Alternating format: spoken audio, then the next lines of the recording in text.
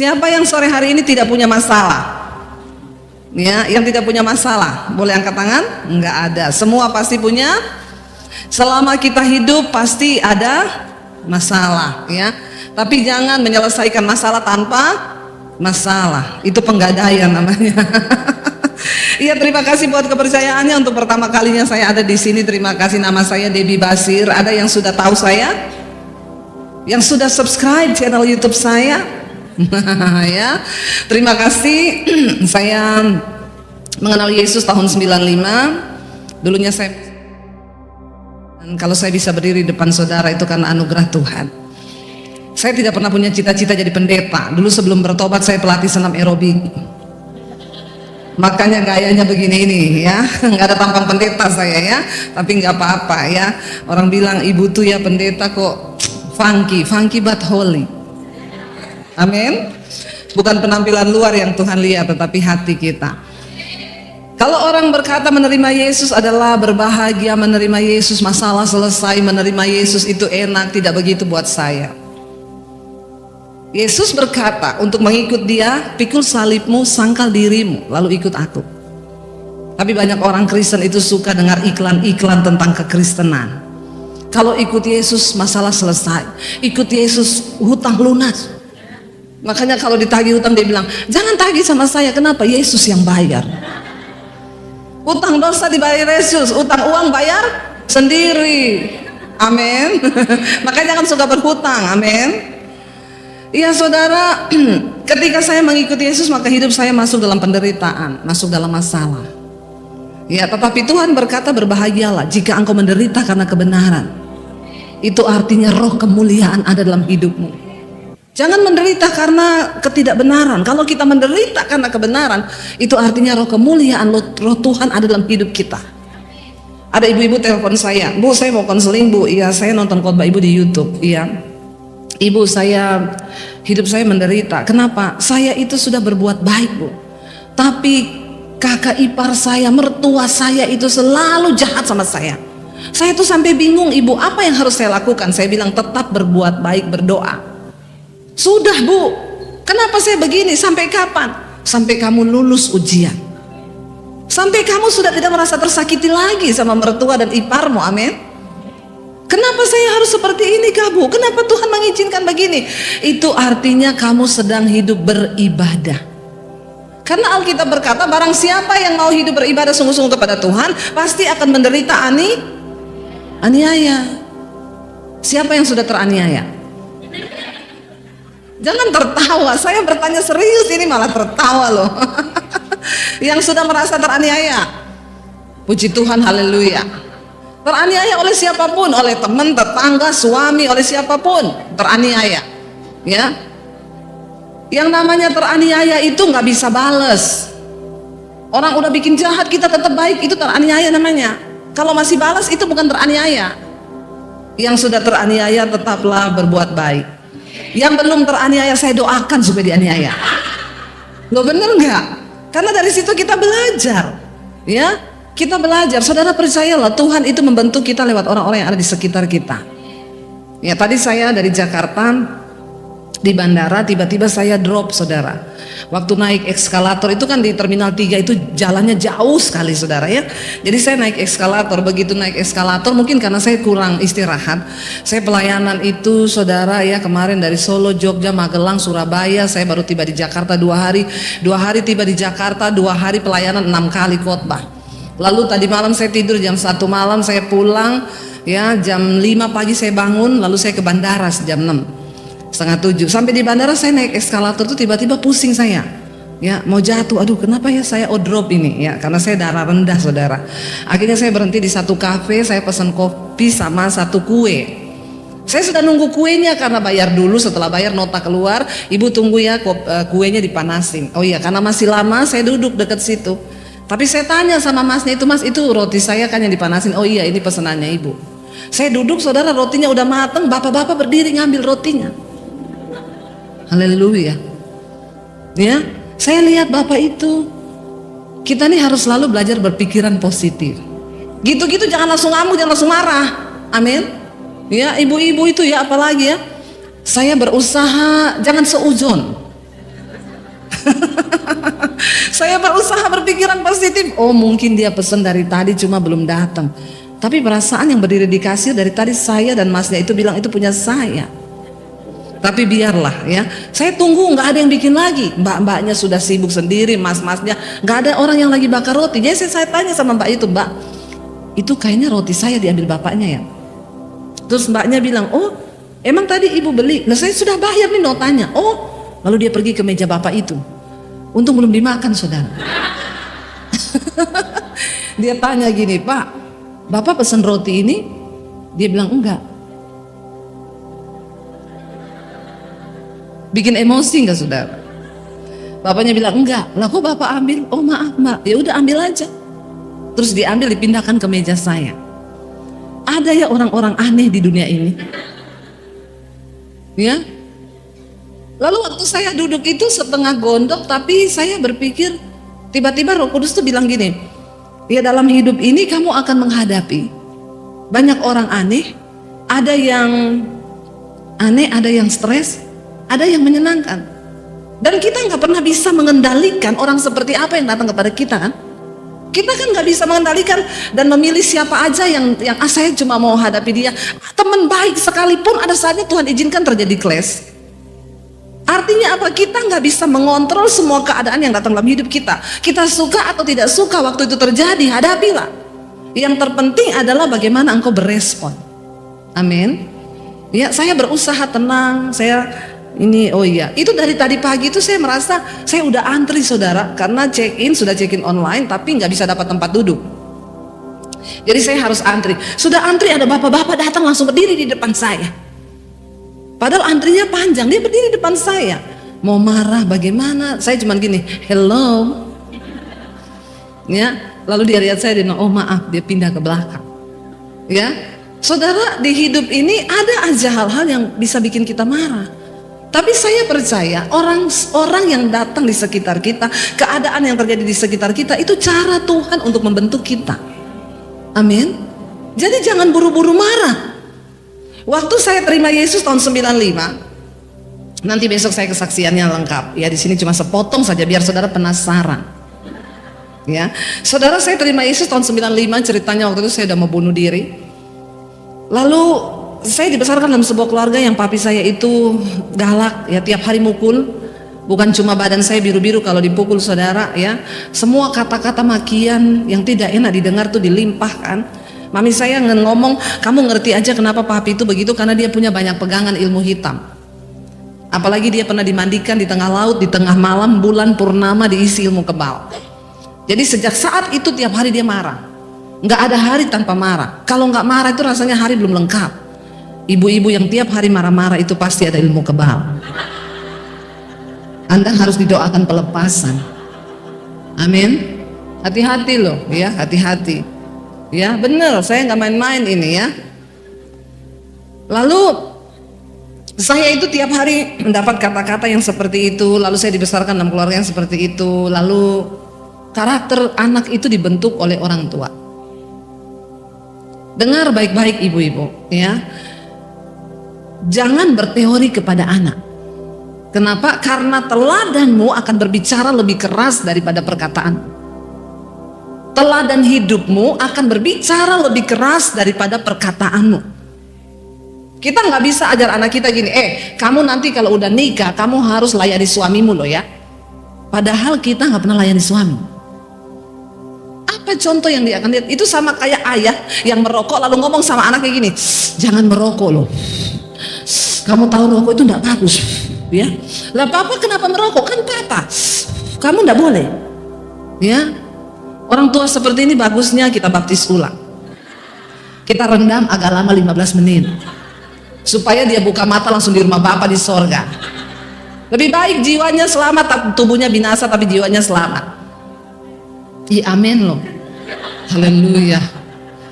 Saudara, ya, jadi saya terbentuk ya dalam karakter yang seperti itu. Saudara bisa bayangkan? Saya dibentuk dalam keluarga yang seperti itu. Karakter saya tiap hari lihat papi ngamuk, dia marah, mukul, salah sedikit ditampar, salah sedikit dipukul. Anak yang dibentuk dengan lingkungan yang seperti itu jadi apa saya mulai bertumbuh jadi orang yang keras. Ya, Saya berantem sama adik saya yang laki-laki, badannya lebih tinggi dari saya, tatoan semua. Kalau berantem saya ajak pukul-pukulan pakai tangan. Ya, karena memang makanya ingat ibu-ibu ya, pembentukan karakter anak itu ada di tangan kita. Setidaknya kalau suamimu belum bertobat, hari-hari ini tuh saya dapat SMS, saya dapat inbox ya, karena di YouTube itu saya kasih nomor HP. Jadi ibu-ibu bayangkan kalau khotbah saya di YouTube yang nonton hampir 100.000, yang konseling itu berapa? HP saya sampai error. Bener, sampai bunyi-bunyi sendiri, ting ting ting ting ting ting ting ting ting ting. Untung saya tidak error. Itu yang konseling, ya. Kemarin ada satu orang ibu, Bu Debi, saya mau tanya Bu, kenapa anak saya dengar khotbah ibu tentang kuasa perkataan. Mungkin sekarang saya lagi menuai kata-kata saya terhadap anak saya. Anak saya pergi dari rumah Bu, sudah 4 hari nggak pulang. Saya tanya, anak cewek apa cowok? Cewek, umur berapa? 16 tahun. Pergi sama pacarnya nggak balik. Itu ibu saya sudah nggak bisa larang dia Bu. Kalau saya larang, saya dimaki, dia tunjukkan bagaimana dia memberontak. Ya, memang sih saya akui Bu, waktu dia masih kecil kalau nilainya jelek saya bilang, bego lu, dasar tolol. Lalu dilesin semua pelajaran, dikasih supaya pinter. Anak ini setiap hari dikutukin. Ya, akhirnya anaknya tumbuh seperti itu. Jadi kalau dia ngamuk, mamanya marah, dia bilang gini, lah kan ini maumu kan, dari kecil kan lu ngomong gua bego tolol, lah inilah hasilnya. Anak itu ngomong begitu. Jadi kita ini anak itu dibentuk ya. Ibu-ibu jangan pernah lupa, saya itu setiap pagi dari anak masih kecil mulai sekolah, tiap pagi saya tumpang tangan di atas kepalanya. Ya, ini perkara kecil yang kelihatannya sepele tapi berdampak besar. Alkitab berkata, apa yang engkau lepas di bumi akan terlepas di sorga, apa yang engkau ikat di bumi itu terikat di sorga. Tiap pagi anak mau berangkat sekolah saya doakan dalam nama Yesus, engkau diberikan otak yang pintar, cerdas, berhikmat, dijauhkan dari percabulan, kenajisan, hidupmu kudus dalam nama Yesus, dijaga oleh Tuhan. Apa yang engkau perkatakan, ya, engkau sedang menabur benih. Makanya hati-hati sama anak. Jangan ngomong dasar bego, tolol tuh ibu-ibu tuh ya. Daripada ngomong gitu mending dasar pinter. Lo kan sama saja kan? Daripada kita maki anak, saudara, benar. Akhirnya saya mulai bertumbuh ya, saya mulai bertumbuh dalam lingkungan keluarga yang seperti itu. Waktu saya terima Yesus, saya mulai dibentuk. Singkat cerita, tahun 95 ketika saya mau bunuh diri, Tuhan Yesus datangi saya secara pribadi, lalu saya bertobat. Ketika saya bertobat itu benar-benar perubahan terjadi dalam hidup saya 180 derajat, nggak usah 360, balik lagi. 180 saja. Saya terima Yesus, tiba-tiba saya rasa lapar dan haus akan Tuhan. Saya baca Alkitab. Apa yang dulu merupakan keuntungan bagiku sekarang kuanggap rugi, karena pengenalan akan Kristus itu lebih berguna dari segala-galanya. Saya nggak mau lagi ke diskotik, saya nggak mau lagi dugem. Tiap hari yang saya lakukan cuma baca Alkitab. 1 hari 6 sampai 7 jam saya baca Alkitab. Saya yakin orang Kristen tidak dapat yang seperti itu. Ya, tidak ada yang rasa yang seperti itu. Itu Tuhan jamah saya benar-benar, saudara. Ya, orang Kristen zaman now mah ditanya baca Alkitab, bagaimana mungkin, membaca saja aku sulit. Lalu akhirnya saya mulai berubah.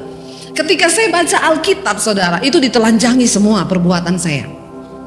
Saya mulai baca di situ, berhentilah marah, tinggalkanlah panas hati, karena amarah itu membawa sesuatu yang tidak berkenan kepada Tuhan. Orang tuh kalau marah-marah mukanya cepat tua. Coba lihat kanan kiri. Awet muda atau awet tua? Ya, kalau awet tua bertobatlah segera. Ada orang loh sampai senyum aja udah nggak bisa loh. Lo bener loh saudara, hati-hati loh. Hati-hati loh ya. Kalau Anda sudah berat tersenyum itu sesuatu. Hubungi pendeta atau psikolog, psikiater terdekat. Bener. Orang yang pertama susah senyum, yang kedua tidak pernah menangis. Itu bahaya. Saya mau tanya sama ibu-ibu di sini, yang 1 bulan ini tidak meneteskan air mata, yang 1 bulan ini belum pernah menangis siapa? Angkat tangan. Yang nangis terus. Kayaknya banyak yang nangis terus. Ya, dengar baik-baik ibu-ibu ya. Kita itu perlu menangis, itu perlu. Kenapa? Karena waktu kita menangis itu kita sedang menyalurkan emosi. Bukan cuma sedih loh, bukan cuma waktu tidak ada duit orang nangis. Saya bahagia, dekat Tuhan, ngalami Tuhan, saya nangis loh. Saya di jalan, di mobil, di rumah, lagi nyetir, nyanyi, meneteskan air mata. Ternyata waktu kita mengeluarkan air mata, tubuh kita memproduksi sejenis hormon anti stres. Dan waktu orang menangis itu dia sedang buang toksin, racun lewat air mata. Tuhan itu luar biasa. Makanya kenapa kita perlu menangis? Ya orang yang nggak udah jarang nangis tuh mukanya mesti gini. Ya orang lain ketawa dia. Lihat sekelilingmu, hati-hati. Anda nggak pernah menangis, nggak pernah tertawa, bahaya. Ada sesuatu yang sakit dengan jiwamu. Saya hari-hari ini lagi banyak belajar tentang kejiwaan. Lalu akhirnya saya mulai membaca di situ. Aduh, saya ini orangnya emosian. Saya ini semua tuh dosa yang di Alkitab ada di saya. Alkitab bilang jangan marah, tinggalkanlah panas hati. Ya, jangan ada perkataan yang kotor. Kata-kata saya kotor semua. Lalu saya mulai berdoa untuk Tuhan, saya mau berubah. Dan ketika mau berubah itu tuh nggak gampang, saudara. Diperlukan, nah itu saya bilang gini, orang itu mau dan niat itu beda. Yang saya temukan sekarang banyak orang Kristen tuh mau toh. Saya mau Bu hidup kudus, mau, tapi nggak niat. Ya, kalau niat itu dia berjuang. Saya kasih contoh gampang gini, saudara punya pegawai, saudara suruh dia antar barang, ini antar sampai di alamatnya iya. Dia pergi saudara, lama nggak balik karena alamatnya memang susah. Akhirnya dia balik, masih tetap bawa barang. Ditanya bosnya, kamu kenapa lama sekali? Ya saya sudah mau ngantar Pak, namanya juga usaha. Ya, nah terus mana? Ya nggak ketemu.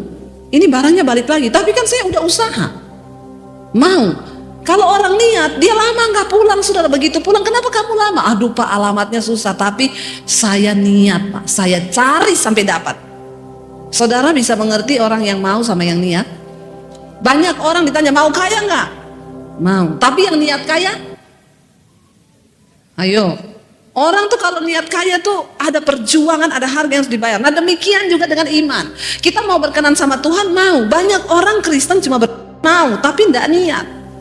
Waktu saya mau berubah karakter saya, saudara, perubahan karakter itu tidak bisa engkau dapatkan waktu engkau doa puasa terus engkau dalam nama Yesus simsalabim berubah, ada asap-asap terus nggak bisa. Berjuanglah, Rasul Paulus bilang, aku melatih tubuhku dan berusaha menguasainya supaya jangan setelah aku memberitakan Injil aku ditolak sama Tuhan. Dia melatih tubuhnya. Saya melatih untuk tidak marah itu susahnya minta ampun. Ya karena saya dulu orangnya pemarah. Tapi saya bilang Tuhan, saya harus berbuah di dalam roh. Jangan cuma punya karunia roh, tapi tidak berbuah di dalam roh. Orang tuh kalau punya karunia roh, dikit-dikit kesandung batu, tapi mulut juga saudara. Di rumah, kebun binatang semua keluar. Saya pernah tuh di Jakarta. Ada suami istri saudara, waktu saya pelayanan di satu gereja. Mereka tuh pakai baju hitam putih, pengerja di gereja itu. Waktu pas puji-pujian, wah bahasa rohnya penyembahan suami istri, pakai getar-getar. Di gereja itu sekarang sudah jarang bisa dibedakan mana yang asli, mana yang palsu. Hati-hati loh. Tapi Tuhan tidak bisa dibohongi. Ya, jadi jangan berpura-pura. Mari kita hidup apa adanya di hadapan Tuhan. Itu ya bahasa rohnya. Begitu pulang nih, saya salaman sama suaminya di depan pintu. Terima kasih Bu, kata dia. Khotbahnya Ibu sangat memberkati. Di pipinya ada bekas luka. Saya ini bercanda. Tapi ternyata memang dipakai Roh Kudus. Saya bilang gini, Pak, itu pipi dicakar istri ya? Kan ya enggak mungkin toh saudara ya. Wong pakai baju hitam putih pengerja tadi. Masa cakar-cakaran? Ya enggak masuk akal toh ya. Jadi saya tuh bercanda. Saya bilang, Pak, itu pipi dicakar istri. Dia diem 1000 bahasa, tangan saya tetap dipegang. Saya bilang, kenapa Pak? Ibu tanya deh sama istri saya. Saya lihat istrinya berdiri di sana. Bu, sini Bu, sini. Iya Bu, itu pipinya Bapak Ibu yang cakar. Dia bilang, dia yang mulai duluan Bu, rambut saya dijambak. Jadi suaminya jambak rambutnya, istri karena tiap hari pedicure manicure cakar suaminya. Saya nggak tahu waktu dia cakar dia pakai gini, meong atau enggak, saudara. Ini ulah si kucing garong memang. Lihat orang bahasa roh di gereja itu nggak menentukan. Kalau karakternya nggak berubah, maaf, setan tertawa lihat hidup saudara. Setan nggak takut waktu Anda rajin datang gereja. Setan nggak takut waktu kita bahasa roh. Setan takut ketika engkau mulai melakukan firman. Amin. Ayo kita berubah. Saya mulai berubah saudara. Ya, saya mulai berubah dengan pergumulan yang hebat. Tuhan, aku doa puasa. Saya nggak mau jadi orang yang pemarah. Tuhan, tolong saya Tuhan, ampuni saya Tuhan, mampukan saya Tuhan.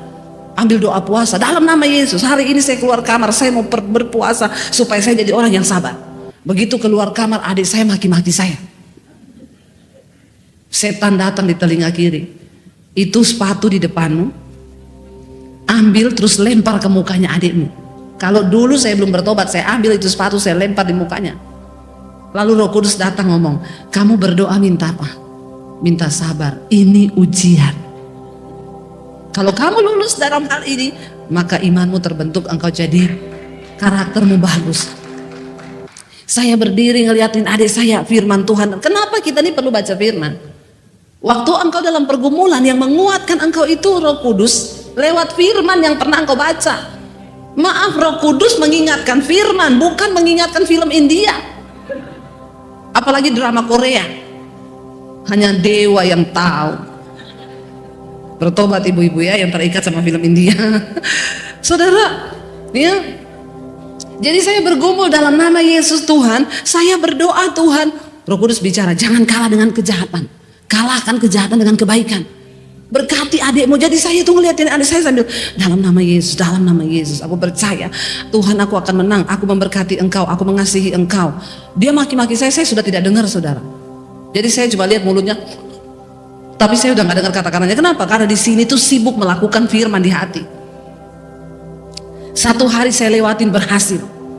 Besok datang cobaan yang lebih berat. Kita kalau mau berubah, saudara berdoa minta jadi orang yang tidak tersinggungan, maka bersiaplah Anda akan dijumpai dan bertemu dengan orang yang bikin Anda tersinggung. Tapi itu namanya ujian. Ujian itu dari Tuhan untuk iman kita naik level yang lebih tinggi. Berapa banyak yang mau masuk dalam dimensi yang baru? Anda nggak akan pernah masuk dimensinya Tuhan kalau Anda tidak berubah. Kita harus berubah. Ya, saya berdoa Tuhan dalam nama Yesus, saya mau berubah. Saya doa puasa saudara, dan itu tidak mudah. Makanya saudara lihat orang itu kalau ada ujian di sekolah, ada papan pengumuman besar ditulis di situ, harap tenang ada. Jadi kalau saudara lagi ada ujian, ya tulis gede-gede di sini, harap ada. Itu kata-kata yang Alkitabiah. Kenapa Alkitab berkata di dalam tinggal tenang terletak kekuatan.